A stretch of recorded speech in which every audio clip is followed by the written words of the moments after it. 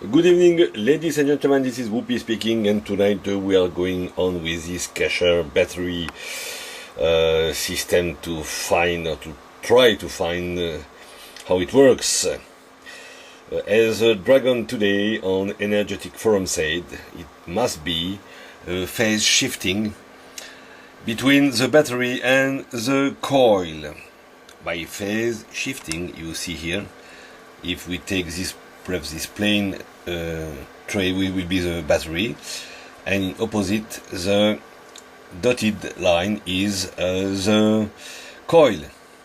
So as the battery has maximum voltage here, at the same time it is opposite for the coil. So coil and battery are working in opposition each time. It is 100 degrees phase shift. Okay, but is it true and how it works? Okay, I did this experiment tonight. It is always my Kasher. I not use other capturing system, but only the Kasher. And what I did, I put here, you see in the middle here, just one turn of wire, with which I can light a lamp, but I will only measure everything here. Okay, so the main system is on the channel 1. You will see here it is the negative of the battery. It will stay all along the experiment, and then I will put the channel 2 at a lot of place with or without the ground connecting, and each time we'll see what happened on the scope. Okay, let's go. Alright, now I put the power on. Let's go, and it works. Okay, now we have only the battery negative. You see the wave, nice. Okay, now I have the second probe here. The first probe is the battery negative. As you can see, it is not directly connected because it is too high. It is around the insulation of the wire. Okay, now first I want to try is, I have this here position. It is the entry of the secondary. So I put here, and what we see here, that it is in phase. Battery and the entry of the secondary is in phase. Okay, the ground is not connected. Okay, now we go, we take the outside, the output of the secondary. Okay, now, and what happened, you see here, it is 180 degrees out of phase. So between the entry and the output of the secondary we have a phase shift. Interesting, isn't it? Now I let it like this, and I will take the ground here.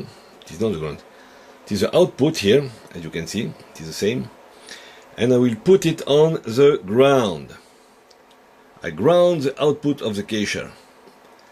Until now it was out of shift, and now what you see, it is in phase shift. I disconnect now the ground, out of shift. I connect the ground. You see? Interesting. So the grounding seems to change the shifting. Okay, now I will put the connection here at the entry of the primary. Okay, what we get, it is in phase. Okay, now I will try to put the ground. I connect the ground, and it stay in phase. Disconnect the ground, in phase. Connect the ground, in phase. No shifting on the primary. Okay, interesting, isn't it? And now I will put the connection in the middle here of the Kasher. I put this one wire. If I put a lamp here, it lights, incandescent lamp. Okay, I put it here directly. And what you see, it is totally out of shift. And now I will connect the ground. I connect the ground. It is in phase.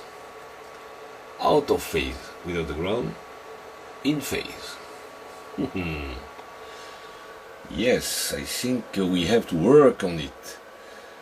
Because when I put my variable capacitor, I can change all this at will. So all is tunable. Very, very interesting. Thanks very much, Dragon. And bravo to Conrad and Itsu for all the work and all the other contributors. I think we will crack it soon. Thanks very much for watching and good night at all.